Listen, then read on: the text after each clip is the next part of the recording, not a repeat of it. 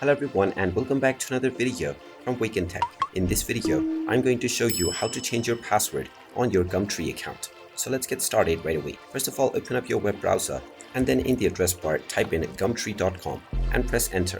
You will now be taken into the official Gumtree website, from which if you haven't logged into your account already, click on the account icon at the top right corner and then proceed forward with your credentials. Once you are logged in and taken into the homepage, click on the menu icon at the top right corner and click on My Details in order to change your password. Within this page, you will see your username, and underneath this, you will find your email address as well as your password. Click on the Edit button at the right side. And now, first of all, you will need to enter the current password that you are using to log into your account. Type in your current password and then enter your desired new password underneath within the new password box. Finally, enter this new password once again for confirmation within the confirm password section and then click on change my password. Once you click on this button, your password will officially be changed on your Gumtree account. And now you can use this new password in the future to log into your account. And there you have it. That is how easy it is to change your password on your Gumtree account.